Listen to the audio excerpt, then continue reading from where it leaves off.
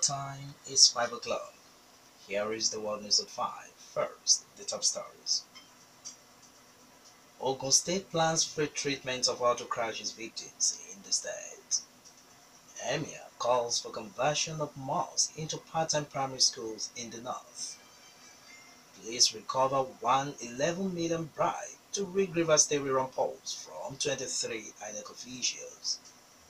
Germany considers deporting more than 12,000 Nigerians on the horizon. Iranian Supreme Leader says Trump is the real face of America. And tornadoes hit US state, injured 20, damaged buildings and homes. Good evening, I am Kunle. Alaye bringing you the news in detail. Version. The state government intends to introduce free treatment of victims of auto crash on roads in the state. To achieve this objective, the State Ministry of Health has proposed that the name of the State Accident Emergency Emblem Fund Bill be changed to the State Accident and Emergency Trust Fund Bill. Health Commissioner Dr. Babatunde Igbaye, speaking at a public hearing on the Ogun State Road Accident and Emergency Emblem Fund Bill, organized by the Ogun State House of Assembly, says the change of the name will facilitate contribution by individuals and corporate bodies into the scheme. Igbaye, represented by the Ministry Director of Ambulance Services, Dr. Hassan Adelagun, spoke further on the bill.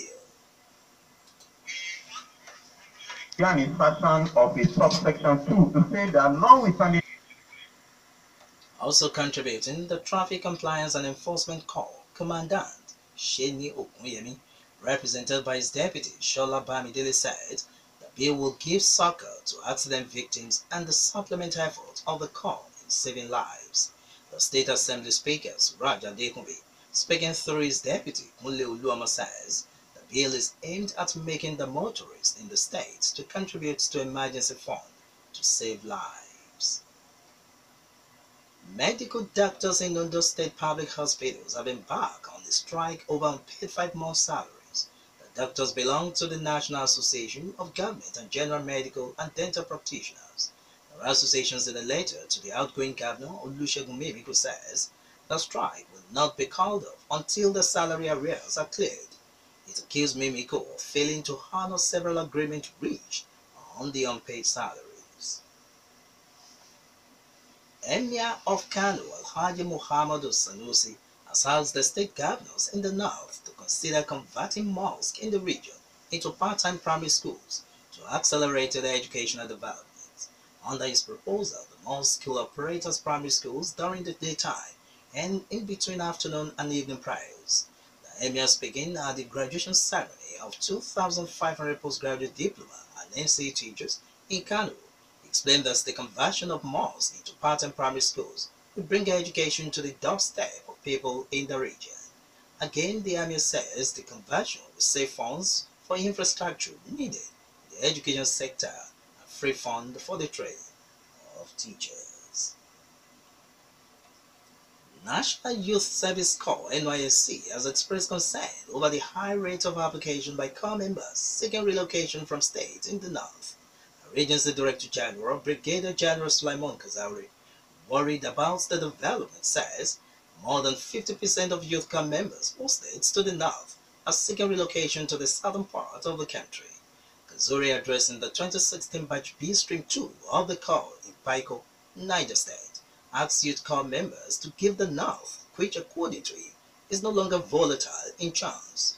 He advised youth corps members serving in the north to meet with the state and local coordinators of the scheme if they face any challenge in the places of posting. Force Headquarters says it has recovered 111 million naira from 23 officials of the Independent National Electoral Commission (INEC) as part of the bribes they allegedly collected from the Rivers State government to rig the last December 10 rerun polls in the state. 111 million naira, according to a panel set up by the Inspector General Police to investigate the polls, is part of 360 million naira bribe collected from the state government. The panel chairman, Deputy Police Commissioner Damian Okoro, made this known by submitting the report of the investigative panel to the Inspector General Police, Ibrahim Idris, at the Force Headquarters in Abuja. Okoro explained that some of the 23 INEC officials collected 15 million naira each, while 3 senior INEC officials got 20 million naira each. The Inspector General place receiving the report says it will be forwarded to the Attorney General of the Federation for advice, while the seized 111 million naira will be paid into the coffer of the federal government. Germany is considering deporting more than 12,000 Nigerians seeking asylum in the year 2018. Global Head of Program Migration and Development, Dr. Ralph Steffenberg, made this known during a visit to the Special Advisor to the President of Foreign Affairs and Diaspora, Mrs. Abike Dabiri Iriwa, in her office in Abuja. At the moment, the German official says there are over 37,000 Nigerians living in Germany, out of which over 12,000 are seeking asylum. He however explained that 99% of the 12,000 asylum-seeking Nigerians will be deported because Nigeria is not regarded as a war-torn nation. About 116 Nigerians were killed through extrajudicial process last year in South Africa. Special Advisor to the President of Foreign Affairs and Diaspora, Mrs. Abike Dabiri Iriwa, says 70% of the 116 Nigerians were killed by the South African police. The Special Advisor speaking at a meeting with the South African High Commissioner to Nigeria, Lulu Ngua, in Abuja regards the rate of extrajudicial killing of Nigerians in South Africa as worrisome. The presidency she had is also disturbed by the criminalizing of Nigerians immigrants in South Africa. The High Commissioner apologized for the killed Nigerians in South Africa and hoped that Nigeria and South Africa will meet to find a lasting solution to the development. Troops fighting Boko Haram forces in the northeast region will soon join their families. Army Chief of Staff Lieutenant General Tokro Burutai, who gave the assurance, says the pullout from the northeast battlefields will be in a few weeks' time. Burutai spoke at the West African social activities held at the 82nd Battalion Parade Ground of the Maxwell Cole Cantonment in Jos. Commander of Operation Safe Urban, Major General Nicholas Rogers, who represented the Army Chief of Staff at the event, asked families of the troops to exercise little patience as they will soon be joined by the troops. You are still listening to the World News at 5 from Rock City 101.9 FM. Up next, we bring you foreign, business and the sport news. Please do stay with us. On the foreign scene, Iranian Supreme Leader Ayatollah Ali Khamenei said that US President Donald Trump has shown the real face of America. In his first speech since Mr. Trump took office, Mr. Khamenei said the president had exposed political, economic, moral and social corruption in the United States. The response follows Mr. Trump's imposition of new sanctions on Iran over a ballistic missile test. Mr. Trump has also been a fierce critic of the landmark nuclear deal struck between Iran and world powers in 2015. Mr. Khamenei, addressing military commanders in the capital, Tehran, said Mr. Trump was trying to frighten Iranians, but would fail. South Sudan President Salva Kiir says the national dialogue he proposed in December will get underway in early March. Speaking at a public rally in Yetown, the president said holding a national dialogue is the only way to end the ongoing conflict. Kiir had traveled to Yetown on Monday to try to calm the fears of residents in the aftermath of several deadly attacks between government forces and unidentified armed groups since July.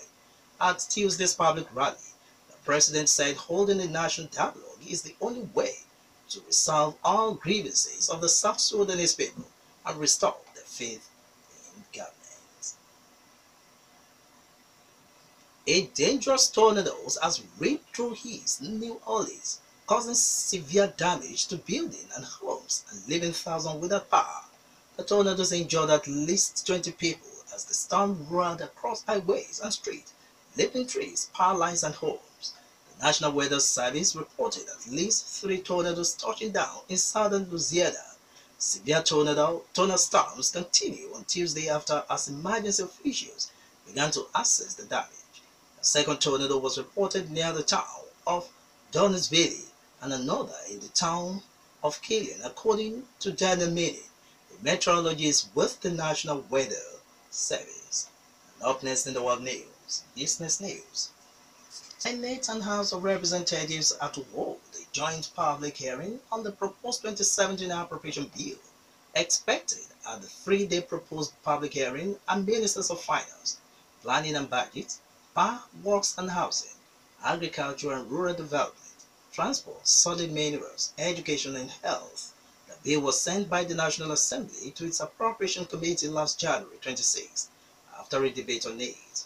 The focus of the three-day public hearing is to obtain input from major stakeholders on the bill before the Senate and House of Representatives.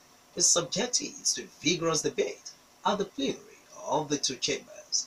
President Muhammadu Buhari presented the bill at a joint session of the National Assembly last December 14th. Finally, in the world news, sport news. The Nigerian Football Federation (NFF) have confirmed that the Super Eagles will take on Senegal in a friendly in London on March 23rd as part of preparation for crucial World Cup qualifiers against Cameroon. Nigeria will welcome newly crowned African Kings Cameroon at the end of August in New York with a return leg 4 days later in continuation of the 2018 World Cup qualifying tournament. The Super Eagles topped the qualifying group with 6 points from 2 matches, while Cameroon are second on 2 points. Zambia and Algeria are on a point each with the overall group winners, advancing to the World Cup in Russia next year. Incidentally, the Teranga Lions of Senegal were knocked out in the quarterfinals of AFCON 2017 by Cameroon. That was the world news at 5, but just before we go, quick recap of the major stories once again. In the world news at 5, Ogun State plans free treatment of auto crashes victim in the state. Emir calls for conversion of malls into part-time primary schools in the north. Police recover 111 million naira bribe to rig Rivers State rerun polls from 23 INEC officials. Germany considers deporting more than 12,000 Nigerians on the foreign scene. Reported Iranian Supreme Leader says Trump is the real face of America. And tornadoes hit US states, injured 20, damaged buildings and homes. For more stories and to listen to us live, you can log on to our website www.rockcityfmradio.com/live. Thank you very much for listening. I am Kunle. Alaye. Have a wonderful Wednesday evening.